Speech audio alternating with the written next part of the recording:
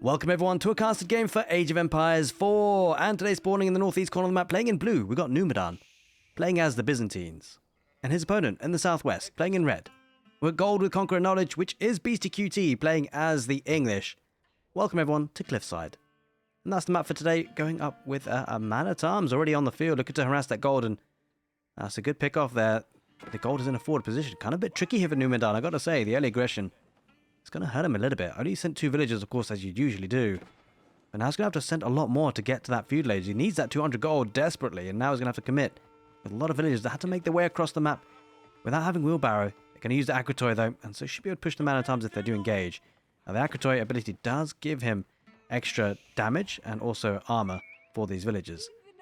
I mean, the man-at-arms shouldn't be able to kill them, but it's obviously still going to harass and do a bit of annoying kind of idle time for the villager. But it's a great play here by Beastie, great opening. It's quite fortunate that the goal was on the front, which often is the case on Cliffside. But it's definitely making a resurgent the English Dark Age man-at-arms play, and well, those villagers are having to back away now. He should get the 200 gold he needs, but that's caused a lot of idle time. In fact, oh no, he's just 3 gold short. That's absolute disaster. Wait, there's a villager there with... Yeah, he's got it. He's got it. And it makes sense because you can just kind of calculate it by looking and clicking on the gold vein itself to see how much gold has been gathered. But damage has been done. You feel like the worth has already been achieved there. Just 1 man-at-arms was needed, and well, it's a production building that won't go unused in the feudal age. I mean, I suspect you're going to be getting a couple of spearmen out, especially if the Byzantines decide to go for the Imperial Hippodrome, which is quite a possibility. We'll have to see. Now, the English likely to open up with the Council Hall, but you never know.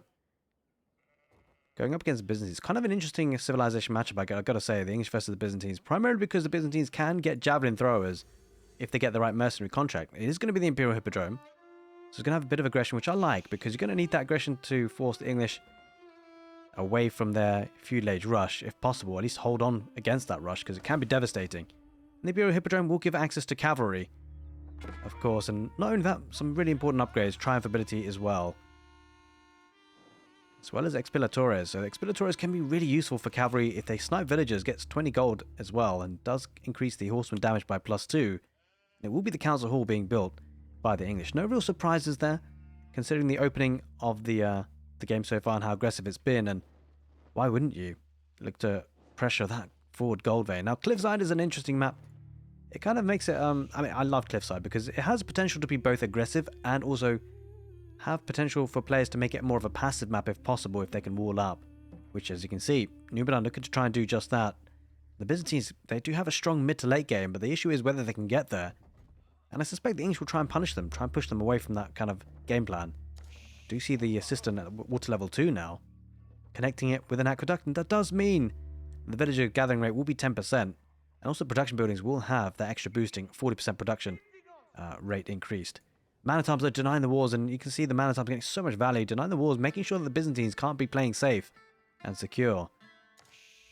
And I suspect we'll be needing to see a couple of horsemen out, but of course that barracks is primed and ready to get spearmen to counter. Looks like the scout is finding out just some critical information. No villagers on stone, so no plans for a second town centre from the English.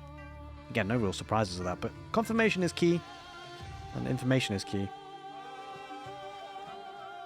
Now, I'd like to say a very big thank you for everyone who's been supporting the channel, whether it be on YouTube or Twitch. I've been streaming a lot these days, so guys who are watching on Twitch at the moment, welcome, welcome. Hope you're all having a good day. And I'm excited for some games today, and we're going to get some good ones. I suspect a lot of Beastie games will be casting, because games with him involved tend to be a hoot. Man-at-arms moving further forward, and that 1 man-at-arms still alive, getting a lot of value. There's the first horseman coming out for the Byzantines, going on the west side, looking to just protect the villagers on berries. Now, bear in mind, he does get olive oil for accumulating that berries. Interesting, he's going around on a wide arc. Look to maybe not be scouted out and put some pressure on. The longbowman spearman could be a nice play for the English if they're aggressive with it.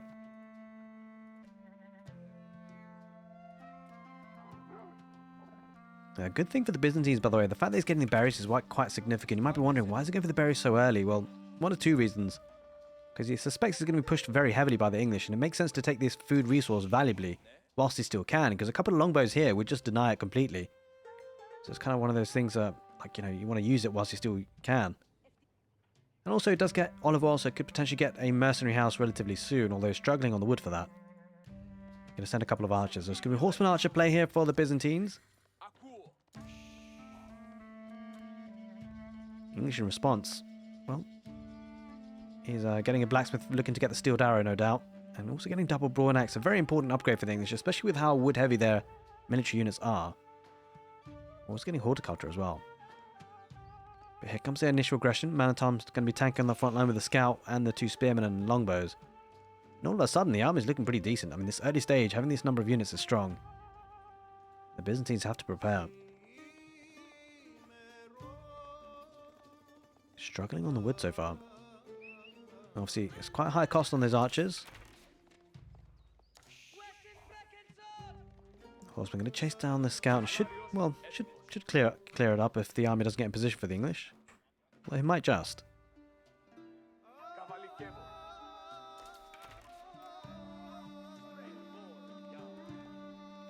Alright, well, the English looking to extend the network of castles bonus with the outpost, so slowly but surely, kind of gearing up towards that timing attack. It could be the case that actually, as time goes on, the next 5-10 minutes could see a big fight that sees out the game, because often that can be the case if English are being very aggressive. It can sometimes snowball, and one big fight changes the game entirely, but one thing that might change the game entirely is this outpost. Not only is it a nice position to retreat to for the English, but also, that network of castles bonus is not to be underestimated. It might be looking to be sniping this. I think he's going to try and snipe with the archers. Now, it won't be enough to one-shot. It might... No, I don't think it would have been enough to two-shot either, but it would have been close. Either way, villagers survive some now, and... Gonna have to make sure that outpost doesn't go up for the Byzantines, because if he does let that go up, it becomes a lot more difficult. Any fight, any engagement, he'll be at a disadvantage in terms of attack speed. Mantar's being still used on the right side, and this is what the pro players do so well. Keep those units alive for as long as possible, to extract as much value as you can.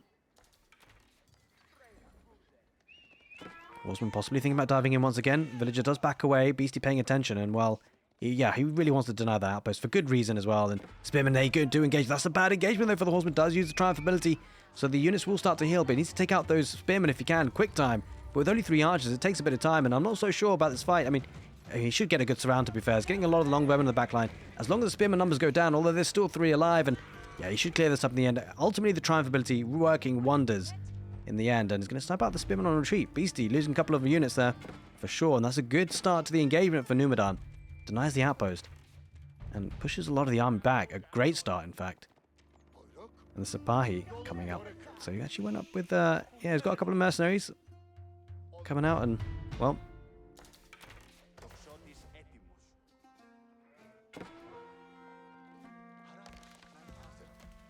it means that he's going to be pushing on with a lot of cavalry.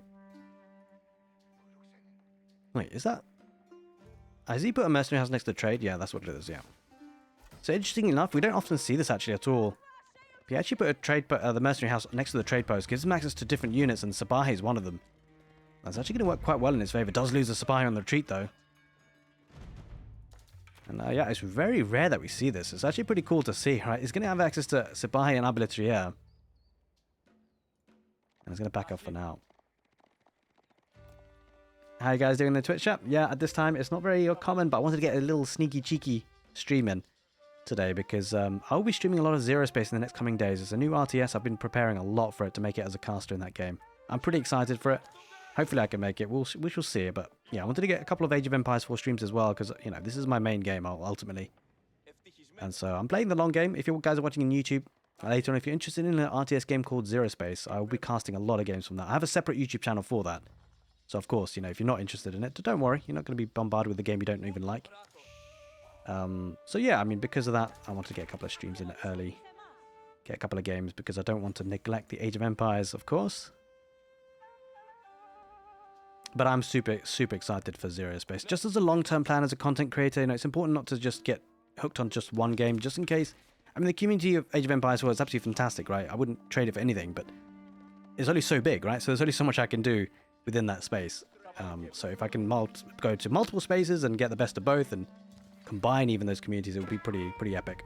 And the longbow's starting to use their palings and making sure they can't push any further, looking to try and protect that gold vein, which is quite key. 2 villagers building the outpost, and we'll go up and we'll extend that network of castles. Now, from that initial aggression that came out of the Byzantines, really pushed the English back. And I mean, to be fair, I mean the English don't necessarily mind this.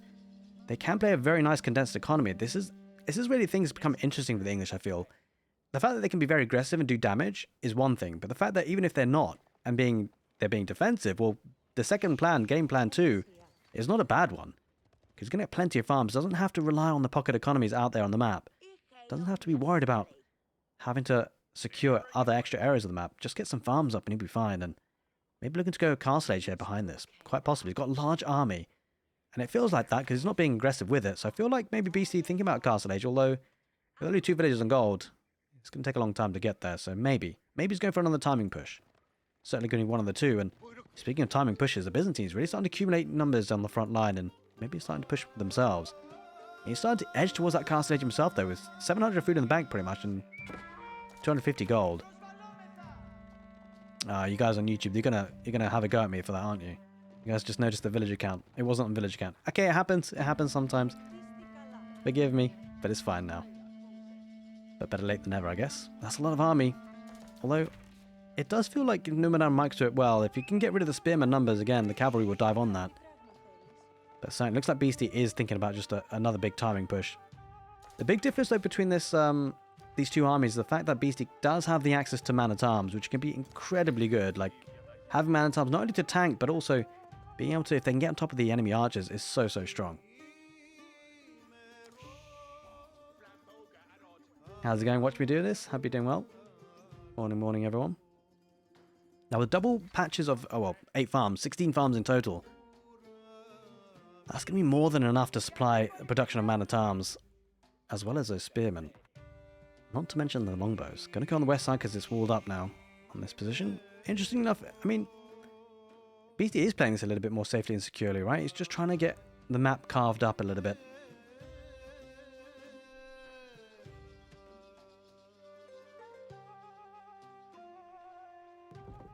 Now he's going to go for the Golden Horn Tower. This is where things become really interesting, right? Because the English need to be pressuring from that. Unless they decide to go to the Castle Age himself. But with a 4 gold, that could become tricky. Now we might see Beastie think, well, his enemy is going to the Castle Age. He can punish him for that. Try to punish him at least. Before the upgrades come in. He's got 2 options. Can try and do that way. Punish his opponent. Or look to go to the Castle Age himself.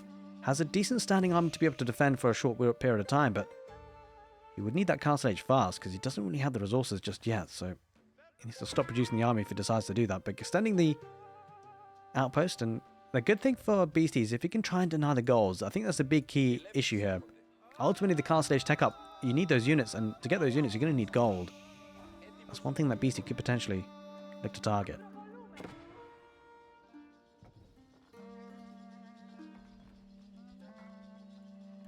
On the east side, well, just a spearman. And this is what Beastie does a lot, by the way. Like, you can see it, forcing the army back. It has to bring a lot of cavalry, just that one spearman. Obviously, he's not really planning to be aggressive with the army anyway, but Beastie keeping the army there always forces... Well, look at this. This is a great move. It did move. That overreaction was big, because now it looks like Beastie can push forward through and deny that wood line. Villagers having to garrisons through, and does kill a couple on the retreat.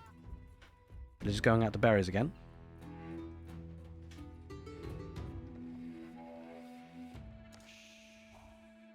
Looking to wall up. But Numudan now in the Castle Age could think about getting some of those relics, and it looks like maybe Beastie is opting to go to that Castle Age. The army is obviously relatively slow on its feet. Makes it a bit tricky.